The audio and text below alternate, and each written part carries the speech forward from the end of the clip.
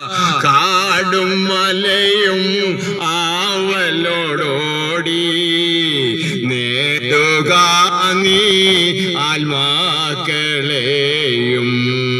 കാടും മലയും ആവലോടോടി നേടുക നീ ആത്മാക്കളെയും.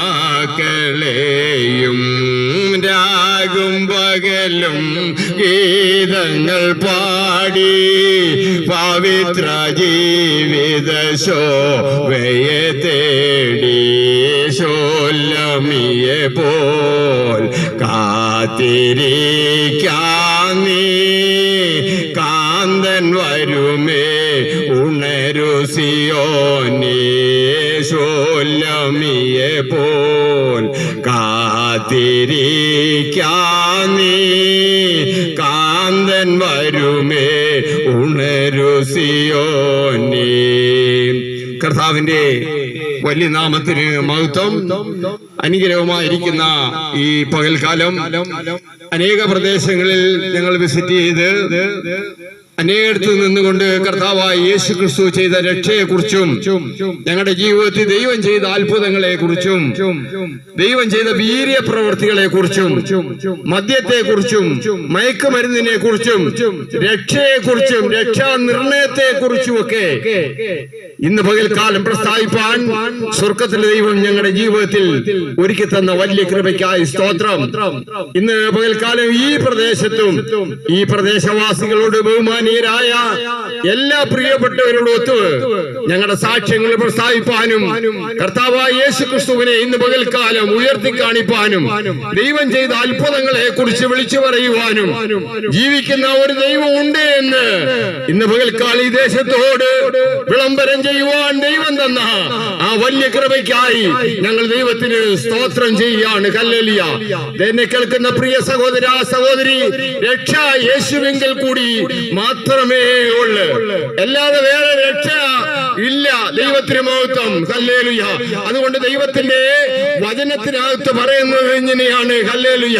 ദൈവത്തിന് മഹത്വം. ഹല്ലേലൂയ. രക്ഷിപ്പാൻ കഴിയാതെ എന്റെ കൈ കുറുകിയിട്ടില്ല, കേൾപ്പാൻ കഴിയാതെ എന്റെ കാത് മന്ദമായിട്ടില്ല. അപ്പോൾ സഹായിപ്പാൻ കഴിയാത്ത ഒരു മനുഷ്യനിലല്ല ഞങ്ങൾ ഈ ആശ്രയിക്കുന്നത്. നമുക്ക് സഹായിപ്പാൻ കൊള്ളാവുന്ന ഒരേ ഒരു വ്യക്തി ഉണ്ടെങ്കിൽ അത് കർത്താവായ യേശു ക്രിസ്തു മാത്രമാണ്. ഹല്ലേലൂയ. ആ ദൈവത്തെയാണ് ഇന്ന് പകൽക്കാലം ഞങ്ങൾ ഉയർത്തി കാണിക്കുന്നത്. എനിക്ക് മുമ്പേ ദൈവത്തിന്റെ വൃത്തിയിൽ കൂടി ആ രക്ഷയെ കുറിച്ച് നമുക്ക് കേൾക്കുവാൻ കഴിഞ്ഞ്, യേശു ചെയ്ത വിടുതലുകളെ കുറിച്ച് കേൾക്കുവാൻ കഴിഞ്ഞ്, യേശു ചെയ്തു തന്ന അത്ഭുതങ്ങളെ കുറിച്ച് കേൾക്കുവാൻ കഴിഞ്ഞ്, ലോകത്തിൽ ഇന്ന് പകൽക്കാലം ഏറ്റവും കൂടുതൽ സമാധാനം പ്രാപിക്കുന്നത് ഈ യേശുവിൽ കൂടിയുള്ളതായ സമാധാനമാണ്. ഹല്ലേലൂയ. കാര്യം യേശുവിന്റെ വായിൽ കൂടി വന്നത് മുഴുവനും സമാധാനത്തിന്റെ സന്ദേശമായിരുന്നു. കർത്താവ് ഈ ലോകത്തിലായിരിക്കുമ്പോൾ കർത്താവ് സന്തോഷത്തിന്റെയും സമാധാനത്തിന്റെയും വാക്കുകളാണ് യേശു തമ്പുരാൻ ഇവിടെ പ്രസ്താവിച്ചുകൊണ്ടിരുന്നത്. കർത്താവിന്റെ വായിൽ നിന്ന് വരുന്ന വാക്കുകൾ കേൾക്കുവാൻ ജനങ്ങൾ ഓടിക്കൂടുന്ന ജനം ഒരിക്കലും ഈ വാക്കുകൾ കേട്ടവരല്ല. ഈ ആശ്വാസത്തിന്റെ വാക്കുകൾ, സമാധാനത്തിന്റെ വാക്കുകൾ ഒരിക്കലും അവർ കേട്ടിട്ടില്ല. പക്ഷെ യേശുവിന്റെ അരികെ വന്നു കഴിയുമ്പോൾ ആ സമാധാനത്തിന്റെ സന്ദേശം അവർ കേട്ട് കഴിയുമ്പോൾ അവർ ആശ്വാസം പ്രാപിക്കുവാൻ തുടങ്ങി. അവർ സമാധാനമുള്ളവരായി മാറി, അവർ രോഗസൗഖ്യം പ്രാപിക്കുന്നവരായി മാറി. ഇന്നലെ വരെ കേൾക്കാത്ത വാക്കുകൾ അന്ന് അവർ കേൾക്കുമ്പോൾ ദൈവത്തിന് മഹത്വം. ഹല്ലേലൂയ. അവർ ആത്മാവിലാകുകയാണ്. ഹല്ലേലൂയ. കാര്യം യേശുവിന്റെ അരികത്ത് നിന്ന് പിന്നെ അവർക്ക് പോകുവാൻ കഴിയത്തില്ല. കർത്താവ് മലയിൽ ഇരുന്ന് ഇങ്ങനെ പ്രസംഗിക്കുമ്പോൾ ആയിരങ്ങൾ വരുന്നു, അടുത്ത 2000 വരുന്നു, 3000 വരുന്നു, 5000 വരുന്നു, ഭാര്യമാരും കുഞ്ഞുങ്ങളും കൂടി 10,000 കണക്കിന് ജനങ്ങള് യേശു ഇരിക്കുന്ന വേദിയിൽ കടന്നു വരുന്ന ജനത്തിന് ആർക്കും യേശുവിന്റെ അരികത്തുനിന്ന് പോകണ്ട. കാര്യം എന്താ? കഴിഞ്ഞ ദിവസം ശാസ്ത്രി പ്രസംഗിച്ചതുപോലോ സാധുക്യം പറഞ്ഞതുപോലോ ദൈവത്തിന് മഹത്വം മറ്റൊരു യഹൂദ ശാസ്ത്രി പറഞ്ഞതുപോലെ അല്ല യേശു തമ്പുരാൻ പറയുന്ന വാക്കുകൾ. അത് നല്ല ഊർജമുള്ള വാക്കുകളാണ്, സമാധാനത്തിന്റെ വാക്കുകളാണ്, സന്തോഷത്തിന്റെ വാക്കുകളാണ് ആ പറയുന്ന വാക്കുകൾ. ആ വാക്കുകൾ കേട്ട്, ആ ഇമ്പ ശബ്ദം കേട്ട് ജനത്തിന് പോകുവാൻ കഴിയാതെ ജനം അവിടെ ഒതുങ്ങിക്കൂടുന്ന കാഴ്ചയാണ് യേശു തമ്പുരാൻ കണ്ടത്. കാര്യം കർത്താവ് കടന്നു വരുന്നവരെ എല്ലാവരെയും കിടന്ന് ഏത് രോഗവുമായി കടന്നു വന്നിട്ടുണ്ടോ അവരെ എല്ലാം സൗഖ്യമാക്കി വിടുന്ന ഒരു കാഴ്ചയാണ് അവിടെ കൂടി വന്ന ജനം അന്ന് കാലത്ത് കണ്ടത്. കാര്യം ഒരു വ്യക്തിയെ പോലും കർത്താവ് രോഗിയായി കടന്നു വന്നവനെ, ഭാരമുള്ളവനെ, ദുഃഖമുള്ളവനെ, വേദനയുള്ളവനെ ഹല്ലേലൂയ കർത്താവ് വെറും കൈയോട് നിരാശയോട് ഭവനത്തിൽ പറഞ്ഞയച്ചിട്ടില്ല. വരുന്നവരെല്ലാം സൗഖ്യം പ്രാപിച്ച പോകുന്നത്. ഹല്ലേലൂയ. ഒരു കുഷ്ഠരോഗി ഹല്ലേലൂയ കർത്താവിന്റെ അടുക്കെ ഇങ്ങനെ ചോദിച്ച്, ഹല്ലേലൂയ കർത്താവേ അങ്ങേക്ക് മനസ്സുണ്ടോ എന്നെ ഒന്ന് സൗഖ്യമാക്കുവാൻ? ഞാൻ കുഷ്ഠം നിറഞ്ഞൊരു വ്യക്തിയാണ്, എന്നെ മനസ്സുണ്ടോ എന്നെ സൗഖ്യമാക്കുവാൻ? കാര്യം അദ്ദേഹത്തിന് വീട്ടിൽ പ്രവേശനമില്ല, ഭാര്യ കയറ്റത്തില്ല, ഭർത്താവ് കയറ്റത്തില്ല, കുഞ്ഞുങ്ങളെ കയറ്റത്തില്ല. ആർക്കും വേണ്ടാത്ത, ആരും ഇഷ്ടപ്പെടാത്ത നികഷ്ടമാവുന്ന ഒരു രോഗമാണ് കുഷ്ഠരോഗം. മോശയുടെ ന്യായപ്രമാണ പ്രകാരം ഈ കുഷ്ഠരോഗം പിടിച്ച ഈ രോഗിയെ പുറംപറമ്പിൽ തള്ളാനാണ് പ്രമാണം. അങ്ങനെ പുറംപറമ്പിൽ തള്ളിയിട്ടേക്കുവാണ്.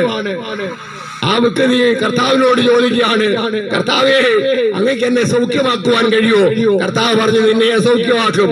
കാര്യം ഞാൻ സ്വർഗമണ്ഡലത്തിൽ ഞാൻ ഇരിക്കുമ്പോൾ നീ തെരുവിൽ കിടന്നോട് കരയുന്നതും ഇവിടെ കിടന്നോട് നീ യാചിക്കുന്നതും നീ പ്രാണവേദന അനുഭവിക്കുന്നതും അനേകരും നിന്നെ നിന്ദിക്കുന്നതും നിന്റെ ഭാര്യയും നിന്റെ മക്കളും നിന്നെ നിന്ദിക്കുന്നത്, അല്ലെ നിന്റെ ഭർത്താവും നിന്റെ മക്കളും നിന്നെ നിന്ദിക്കുന്നത്, സഹോദരാ ഞാൻ ഉയരത്തിൽ ഇരുന്ന് കണ്ട കർത്താവാ. അതുകൊണ്ട് ഞാൻ ഈ താഴ്ന്ന ലോകത്തിലേക്ക് ഇറങ്ങി വന്നത് നിന്റെ വിടുതലിന് വേണ്ടിയാണ്, നിന്റെ സൗഖ്യത്തിന് വേണ്ടിയാണ് എന്ന് കർത്താവ് കുഷ്ഠരോഗിയോട് പറയുകയാണ്. ഹല്ലേലൂയ. അവൻ ആശ്വാസം പ്രാപിക്കാൻ തുടങ്ങി. കാര്യം കർത്താവ് അവന്റെ തലയിലോട്ട് കൈവച്ചിട്ട് സൗഖ്യമാകട്ടെ എന്ന് ഒറ്റ വാക്കേ പറഞ്ഞോളൂ. ആ കുഷ്ഠരോഗി സൗഖ്യം പ്രാപിച്ചു. എന്നെ കേൾക്കുന്ന പ്രിയ സഹോദര, പള്ളിപ്പാട് എന്ന് പറഞ്ഞൊരു പ്രദേശത്ത്, അത് വലിയ ദൂരമൊന്നുമല്ല, ഒരു കുടുംബത്തിൽ ഒരു അപ്പച്ചന അല്ലെങ്കിൽ ഒരു അച്ഛന ഇതുപോലെ കുഷ്ഠരോഗം വന്ന് അദ്ദേഹത്തെ ആശുപത്രി, കുഷ്ഠരോഗി ആശുപത്രി കൊണ്ടുവന്ന് അഡ്മിറ്റ് ചെയ്ത് അദ്ദേഹത്തിന്റെ രോഗമെല്ലാം ഭേദമായി. രോഗം ഭേദമായപ്പോൾ അവരോട് അദ്ദേഹത്തോട് പറഞ്ഞു, നിങ്ങൾ ഭവനത്തിലേക്ക് പൊക്കോളാൻ. അദ്ദേഹത്തിന് അവിടുന്ന് വണ്ടിക്കൂലിയും കൊടുത്ത് ബസ് കയറ്റി ആ ഭവനത്തിൽ പറഞ്ഞയച്ചു. എന്നെ കേൾക്കുന്ന പ്രിയ സഹോദര സഹോദരി, ആ വീട്ടിൽ ചെന്നിട്ട് ആ പ്രിയ പിതാവിനെ ആ ഭാര്യയെ അംഗീകരിച്ചില്ല, ആ ഭവനത്തിൽ കയറ്റിയില്ല, ആ കുഞ്ഞുങ്ങളെ ആ ഭവനത്തിൽ കയറ്റിയില്ല. അദ്ദേഹം അവിടെ ഒരു എഴുത്തിലുണ്ട്, ആ എഴുത്തിന്റെ തിണ്ണയ്ക്ക് പോയി നിന്നോട് കരയാൻ തുടങ്ങി. അദ്ദേഹം നെഞ്ചത്ത് കൈവച്ച് ആകാശത്തിലേക്ക് കണ്ണുകൾ ഉയർത്തി കണ്ണുനീരോട് അവിടെ നിന്നോട് ഹല്ലേലൂയ ദൈവത്തെ സ്തുതിക്കാൻ തുടങ്ങി. ഹല്ലേലൂയ. സൗഖ്യം വന്നിട്ടും വീട്ടിൽ ഭാര്യയ്ക്കും കുഞ്ഞുങ്ങൾക്കും ആ പിതാവിനെ വേണ്ട. കഷ്ടപ്പെട്ട് വേദനപ്പെട്ട് വളരെ സങ്കടത്തിൽ വളരെ നിരാശയിൽ കൂടി ഹല്ലേലൂയ കുഞ്ഞുങ്ങളെ വളർത്തി ഹല്ലേലൂയ പ്രാപ്തിയാക്കി നല്ല നല്ല നിലയിൽ കൊണ്ടെത്തിച്ച ആ പിതാവിനെ അവർക്ക് സ്വീകരിപ്പാൻ കഴിയുന്നില്ല. ദൈവത്തിന് മഹത്വം. ഹല്ലേലൂയ. അദ്ദേഹം നിറഞ്ഞ കണ്ണുകളോടുകൂടി ഹല്ലേലൂയ അവിടെ ഇരിക്കുമ്പോൾ ഒരു ചട്ടിയിൽ കുറച്ച് കഞ്ഞി എടുത്തുകൊണ്ടെന്ന് ആ കാളത്തെണ്ണയ്ക്ക് കൊണ്ടെന്ന് ആ പിതാവിന് കൊടുത്ത് അദ്ദേഹം വിശപ്പ് സഹിക്കാൻ വയ്യാഞ്ഞിട്ട് ആ കഞ്ഞി അവിടെ നിന്നോട് മോന്തി അദ്ദേഹം കുടിച്ച് ദൈവത്തിന് സ്തോത്രം കണ്ണുനീരോട് വന്ന വഴിയിലേക്ക് തിരിച്ചദ്ദേഹം യാത്ര ചെയ്ത് അദ്ദേഹം തെരുവിൽ പോയി ഇരിപ്പാൻ തുടങ്ങി. എന്നെ കേൾക്കുന്ന സഹോദര സഹോദരി, ഈ ലോകത്തിൽ എല്ലാവരും നിന്നെയും എന്നെയും കൈവിടും. ഹല്ലേലൂയ. നമ്മളെത്ര സ്നേഹിക്കുന്ന കുഞ്ഞുങ്ങളാന്ന് പറഞ്ഞാലും നമ്മളെ കൈവിടും. നമ്മളെത്ര സ്നേഹിക്കുന്ന പിതാവാണേലും നമ്മളെ കൈവിടും. നമ്മളെത്രമാത്രം സ്നേഹിക്കുന്ന ഭാര്യയാണേലും നമ്മളെ കൈവിടും. ഹല്ലേലൂയ. എന്നാൽ നമ്മളെ കൈവിടാതെ നിത്യമായി കരുതുവാനും സ്നേഹിപ്പാനും കഴിവുള്ള ഒരേ ഒരു ദൈവം ഉണ്ടെങ്കിൽ അത് കർത്താവായ യേശു ക്രിസ്തുവാണ്. ഹല്ലേലൂയ. അതാണ് ഇന്ന് പകൽക്കാലം ആ കർത്താവിന്റെ സ്നേഹം ഇന്ന് പകൽക്കാലം ഞങ്ങൾ ഇവിടെ വിളമ്പുന്നത്. ഹല്ലേലൂയ. ദൈവത്തിന് സ്തോത്രം. അതുകൊണ്ട് എന്നെ കേൾക്കുന്ന പ്രിയ സഹോദര, ഞാൻ ഇനി വചനത്തിലേക്ക് പോകുന്നില്ല. വചനത്തിന്റെ ആഴങ്ങള് നമ്മൾ കേട്ട് കഴിഞ്ഞിരിക്കുകയാണ്. ഹല്ലേലൂയ, ദൈവത്തിന് സ്തോത്രം. ഇന്ന് പകൽക്കാലം ഞാൻ എന്റെ ഈ വചനത്തോടൊപ്പം എന്റെ ഒരു സാക്ഷ്യം കൂടി പ്രസ്താവിപ്പാൻ ഞാൻ ആഗ്രഹിക്കുകയാണ്. ഞങ്ങൾക്ക് മറ്റ് പല വഴികളിലും ചില സ്ഥലങ്ങളിലൂടെ കടന്നുപോയി ഇതേ ദൈവത്തിന്റെ വചനവും സാക്ഷ്യവുമായി നിൽക്കേണ്ടതായിട്ടുണ്ട്. ഹല്ലേലൂയ. ഞാനൊരു ക്രിസ്തീയ കുടുംബത്തിൽ ജനിച്ച് വളർത്തപ്പെട്ട ഒരു വ്യക്തിയാണ്. ഹല്ലേലൂയ. എന്റെ അപ്പനും അമ്മയ്ക്കും ഞങ്ങൾ 6 മക്കളാണ്. 4 ആൺമക്കളും 2 പെൺമക്കളുമാണ് ഞങ്ങള്. ഞാൻ 5ാമത്തെ ഒരു മകനാണ്. ഹല്ലേലൂയ. എന്റെ കുടുംബത്തിൽ ദൈവത്തിന് സ്തോത്രം. എന്റെ നേരെ മൂത്ത ഒരു സഹോദരി അല്ലെ 39 വയസ്സ് പ്രായമുള്ളപ്പോൾ അവർക്ക് ക്യാൻസർ എന്ന് പറഞ്ഞൊരു മഹാരോഗം പിടിപെട്ട് 2 പൊടിക്കുഞ്ഞുങ്ങളുണ്ട്, ഭർത്താവുണ്ട്. വളരെ സമാധാനത്തോട് ജീവിച്ച ഒരു കുടുംബം. പിടിയുന്നുണ്ടാകുന്ന ഒരു പ്രതിസന്ധിയാണ്. പക്ഷേ ആ രോഗത്തിൽ നിന്ന് അവൾക്ക് കരകയറുവാനോ അവള് വിടുവിക്കപ്പെടുവാനോ കഴിഞ്ഞില്ല. ആ സഹോദരിയെ ഞങ്ങൾ കോട്ടയം മെഡിക്കൽ കോളേജിൽ കൊണ്ടുവന്ന് ട്രീറ്റ്മെന്റ് തുടങ്ങി. 6 മാസത്തെ ചികിത്സ. പക്ഷെ അവളെ രക്ഷിപ്പാൻ കഴിഞ്ഞില്ല. വൈദ്യശാസ്ത്രം പരാജയപ്പെട്ട് ഡോക്ടർ പറഞ്ഞ് ഞങ്ങൾ ചെയ്യാവുന്ന ട്രീറ്റ്മെന്റുകളെല്ലാം ചെയ്ത് ഞങ്ങളെ കൊണ്ട് ഇനിയും കഴിയത്തില്ല, ഭവനത്തിൽ കൊണ്ടുപോകാൻ. അങ്ങനെ ഭവനത്തിൽ കൊണ്ടുവന്ന് കുറച്ച് ദിവസങ്ങൾ കഴിഞ്ഞപ്പോൾ ഈ പൊടിക്കുഞ്ഞുങ്ങൾ 2 പേരും ഓടി വന്നിട്ട് എന്റെ അടുക്ക വന്നിട്ട് പറയാണ്, അങ്കിളിനെ മമ്മി വിളിക്കുന്നത്, മമ്മിക്ക് വേദന സഹിക്കാൻ വയ്യ. ഞാൻ അവിടെ ചെന്ന് കഴിഞ്ഞപ്പോൾ പറഞ്ഞ്, വേദന എനിക്ക് സഹിക്കാൻ വയ്യ, ഞാൻ ഈ ലോകത്തിൽ നിന്ന് മാറ്റപ്പെട്ടു പോകുവാൻ ഇനി എണ്ണപ്പെട്ട മണിക്കൂറുകൾ മാത്രമേ എന്റെ മുമ്പിലുള്ളൂ. അതുകൊണ്ട് സഹോദര, നീ കുഞ്ഞുങ്ങളെ 2 പേരെയും ദൈവമുള്ളവരായി വളർത്തണമേ. ഹല്ലേലൂയ, ദൈവത്തിന് സ്തോത്രം. യേശുവുള്ളവരാക്കി വളർത്തണമേ. ഇവരെ പ്രാർത്ഥനാശീലമുള്ളവരായി വളർത്തണം എന്ന് അവൾ പറഞ്ഞിട്ട് അവള് കണ്ണടച്ച് ഈ ലോകത്തിൽ നിന്ന് കല്ലേലി ലോകം വിട്ട് അവള് പ്രത്യാശ വെച്ച പരദീസയിലേക്ക് അവൾക്ക് എടുക്കപ്പെടുവാൻ ദൈവം അവിടുന്ന് കൃപ ചെയ്ത് ദൈവത്തിന് സ്തോത്രം. ആ കുഞ്ഞുങ്ങളൊക്കെ നല്ല നിലയിലായി. ദൈവത്തിന് സ്തോത്രം. ഹല്ലേലൂയ. അതിനുശേഷം അടുത്ത ന്യായവിധി വരുന്നത് എന്റെ കുടുംബത്തിലാണ്. എന്റെ അമ്മയ്ക്ക് 94 വയസ്സുള്ള അമ്മയ്ക്ക് ക്യാൻസർ എന്ന് പറഞ്ഞ മഹാരോഗം പിടിപെടുകയാണ്. 2ാമത്തെ ക്യാൻസർ. ആ ക്യാൻസറിൽ ദൈവത്തിന് സ്തോത്രം, നാക്കലാണ് ക്യാൻസർ വരുന്നത്. എങ്ങനെ ആഹാരം കഴിക്കും? വേദന സഹിക്കാൻ കഴിയുന്നില്ല. കോട്ടയം മെഡിക്കൽ കോളേജിൽ കൊണ്ടുപോയി ട്രീറ്റ്മെന്റ് ആരംഭിച്ച് 3 പ്രാവശ്യമായിട്ട് 25 റേഡിയേഷൻ. പക്ഷെ റേഡിയേഷൻ കൊണ്ടോ കീമോതെറപ്പി കൊണ്ടോ എന്റെ അമ്മയെ രക്ഷിപ്പാൻ ഡോക്ടർമാർക്ക് കഴിഞ്ഞില്ല.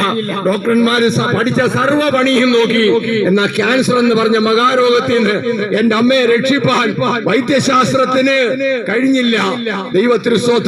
ഡോക്ടർ വിളിച്ചിട്ട് പറഞ്ഞ് ചെയ്യാവുന്ന പണികളെല്ലാം ചെയ്ത് മരുന്നുകളെല്ലാം ചെയ്ത് ഒറ്റ മാർക്കുള്ള ഒരു പ്രൈവറ്റ് ആശുപത്രി കൊണ്ടുവന്നിട്ട് ഈ അമ്മയെ ഓപ്പറേഷൻ ചെയ്യാമെങ്കിൽ ഒരു അല്പകാലം വേദനയില്ലാതെ നിങ്ങളോടൊപ്പം ആയിരിക്കും എന്ന് പറഞ്ഞ് അവിടുന്ന് ഡിസ്ചാർജ് ചെയ്ത് ഭവനത്തിൽ കൊണ്ടുവന്ന് ദൈവത്തിന് മഹത്വം. വളരെ ബുദ്ധിമുട്ടിൽ കൂടി കടന്നു പോകുന്ന ഒരു കാലം. ദൈവത്തിന് സ്തോത്രം. ഒരു പെരയുടെ പണി ഇങ്ങനെ അല്ല ചെയ്യാൻ ആഗ്രഹിച്ചിരിക്കുന്നത്. 2 കുഞ്ഞുങ്ങളെ വിദ്യാഭ്യാസ മണ്ഡലത്തിലായിരിക്കുന്നത്. 2 പേരും നഴ്സിംഗിന്റെ പഠിത്തമൊക്കെ ഏതാണ്ട് പൂർത്തിയായി. മകൻ വിദേശത്തേക്ക് പോയി. മകള് 4ാം വർഷം പഠനം ഇങ്ങനെ പൂർത്തീകരിച്ച് നിൽക്കുന്നു. ഹല്ലേലൂയ. അങ്ങനെ കുഞ്ഞുങ്ങളുടെ വിദ്യാഭ്യാസത്തിന് വേണ്ടി ഭീമമാവുന്ന തുക ഇങ്ങനെ ചെലവാക്കി വളരെ ബുദ്ധിമുട്ടിൽ കൂടി ഇരിക്കുന്ന സമയത്താണ് അമ്മയുടെ ഈ ക്യാൻസർ എന്ന് പറഞ്ഞ മഹാരോഗം അമ്മയ്ക്ക് പിടിപെടുന്നത്. അപ്പൊ വളരെ ബുദ്ധിമുട്ടായതുകൊണ്ട് എങ്ങനെ ആശുപത്രി കൊണ്ടുപോകുന്നതെന്ന് ചിന്തിച്ച്, പക്ഷെ വേദന കണ്ടിരിപ്പാൻ എനിക്ക് കഴിയുന്നില്ല. കാര്യം നമ്മുടെ മാതാപിതാക്കള് നമ്മളെ ഒരുപാട് കഷ്ടപ്പെട്ട് വേദനയിൽ കൂടിയും ഒത്തിരി കണ്ണുനീരിൽ കൂടിയും ഹല്ലേലൂയ നമ്മളെ വളർത്തി നമ്മളെ പ്രാപ്തിയാക്കി കഴിയുമ്പോൾ അവരുടെ ആ വേദന കണ്ടിരിപ്പാൻ ഒരിക്കലും ഒരു മകനോ അല്ലെങ്കിൽ ഒരു മകൾക്കോ ഒരു മക്കൾക്കും കഴിയത്തില്ല. കാര്യം മാതാവ് അത്രമാത്രം, പിതാവ് നമ്മളെ അത്രമാത്രം വേദനയോടാണ് വളർത്തി പ്രാപ്തിയാക്കിയത്. അത് കണ്ടിരിപ്പാൻ കഴിയാതെ വന്നപ്പോൾ അല്ലെങ്കിൽ ഞങ്ങൾ വന്ന വഴികളെ കുറിച്ച് ഞാൻ ഇങ്ങനെ ചിന്തിക്കാൻ തുടങ്ങി. കർത്താവേ, ഇത്രമാത്രം ബുദ്ധിമുട്ടി കഷ്ടപ്പെട്ട് ഞങ്ങളെ പഠിപ്പിച്ച് ഞങ്ങളെ ഓരോരോ നിലയിലാക്കിയ മാതാവിന് ഈ കഷ്ടം വന്നിട്ട് കൊണ്ടുവന്ന് എങ്ങനെയെങ്കിലും രക്ഷപ്പെടുത്താൻ കഴിയുന്നില്ലല്ലോ എന്നൊരു വേദന. എങ്കിലും ഞാൻ ഒന്നും നോക്കിയില്ല. ഒരു പ്രൈവറ്റ് ആശുപത്രി കൊണ്ടുപോയി. ദൈവത്തിന് സ്തോത്രം. അവിടെ കൊണ്ടുവന്ന് അമ്മയെ ട്രീറ്റ്മെന്റ് ചെയ്ത് ഓപ്പറേഷൻ ചെയ്ത് അങ്ങനെ വേദനയ്ക്ക് അല്പ കുറവ് ഉണ്ടായി.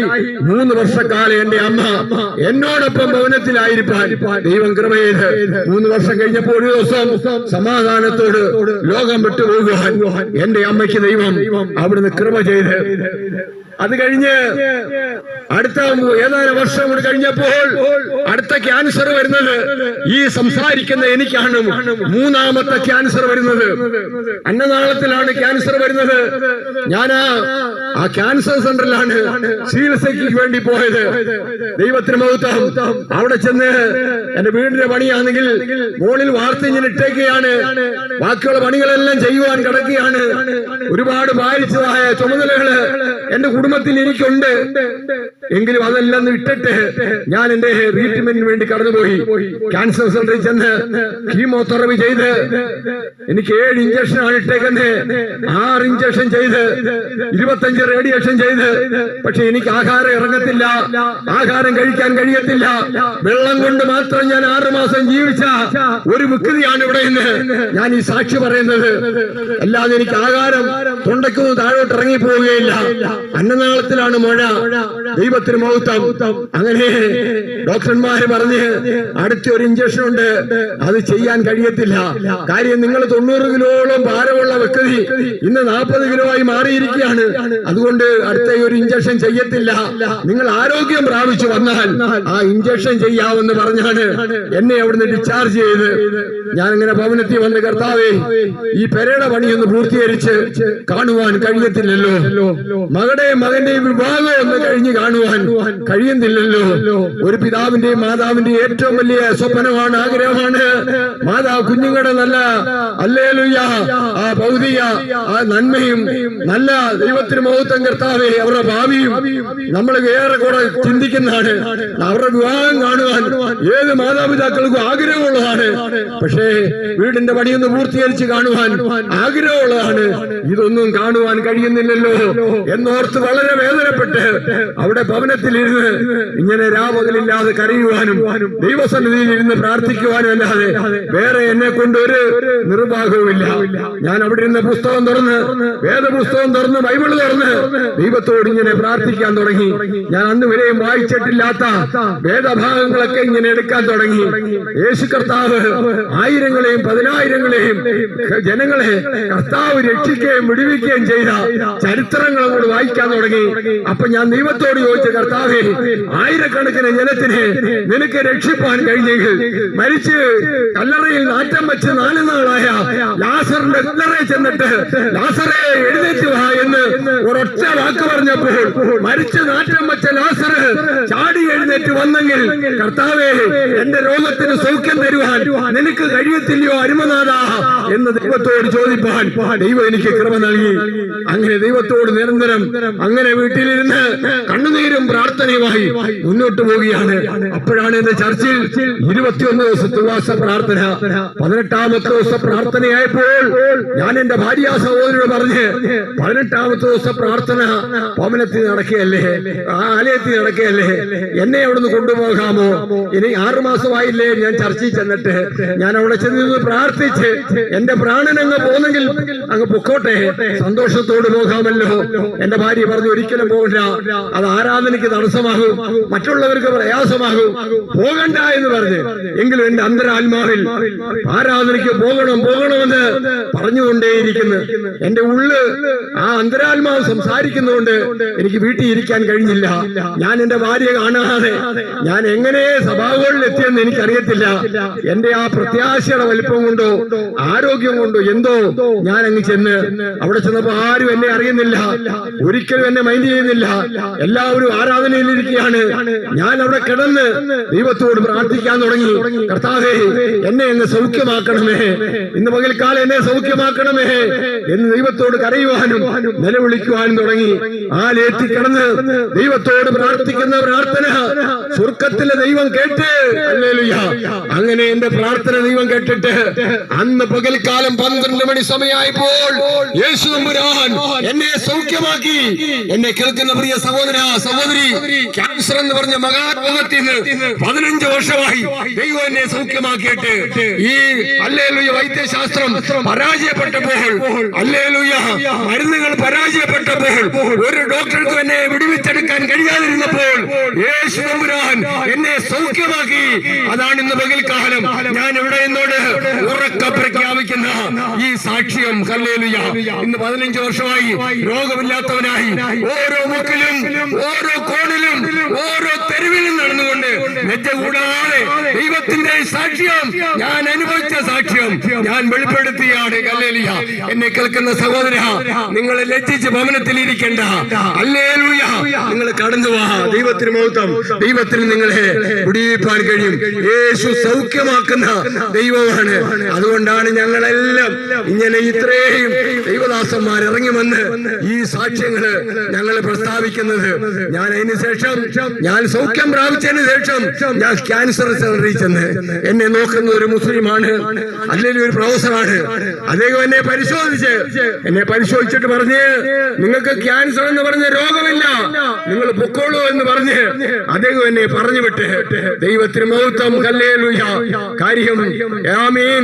എന്റെ വിശ്വാസം അത്രമാത്രം വലുതായിരുന്നു. ഹല്ലേലൂയ. ദൈവത്തിന് മഹത്വം. വിശ്വസിച്ചാൽ നീ ദൈവത്തിന്റെ മഹത്വം കാണും. ഹല്ലേലൂയ. ഇന്ന് പകൽക്കാലം വിശ്വാസത്തോട് നിങ്ങൾക്ക് യേശുവിന്റെ മഹത്വം കാണുവാൻ കഴിയും. ഹല്ലേലൂയ.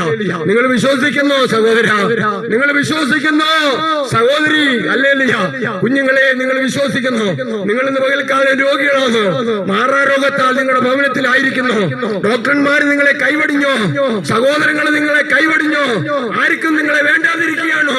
എന്നാ ഇന്ന് പകൽക്കാലം യേശു നിങ്ങളെ വിളിക്കുന്നു. യേശുവിന്റെ അരികെ വാ. ദൈവം ഇന്ന് പകൽക്കാലം നിങ്ങളെ സൗഖ്യമാക്കുന്ന ദൈവമാണ്. ഞാൻ അതിനുശേഷം എന്റെ രണ്ട് കുഞ്ഞുങ്ങളുടെയും വിവാഹം നടന്നു കാണുവാനും എന്റെ പെരയുടെ പണി പൂർത്തീകരിച്ച് കാണുവാനും ദൈവം എനിക്ക് കൃപ നൽകി. എന്റെ 2 കുഞ്ഞുങ്ങളും ഹല്ലേലൂയ നല്ല ജോലിയിൽ നല്ല സ്ഥാനങ്ങളിലായിരിക്കുന്നു. ദൈവം ഇവിടം വരെ അനുഗ്രഹിച്ച്. എന്നെ കേൾക്കുന്ന പ്രിയപ്പെട്ടവരെ, ഞങ്ങൾ ഇന്ന് പകൽക്കാലം നിങ്ങൾക്ക് വേണ്ടി പ്രാർത്ഥിക്കാൻ ഞങ്ങൾ താല്പര്യപ്പെടുന്നു. നിങ്ങൾ ആരെങ്കിലും രോഗികളായിരിക്കുന്നെങ്കിൽ, മനോവേദനയിലായിരിക്കുന്നെങ്കിൽ, നിങ്ങൾ ഏതെങ്കിലും കഷ്ടതയിലായിരിക്കുന്നെങ്കിൽ, ദുഃഖത്തിലായിരിക്കുന്നെങ്കിൽ, നിങ്ങൾ ഞങ്ങളുടെ അടുത്ത് വരാം. ഞങ്ങൾ നിങ്ങൾക്ക് വേണ്ടി പ്രാർത്ഥിക്കുന്നതായിരിക്കും. അതിനാൽ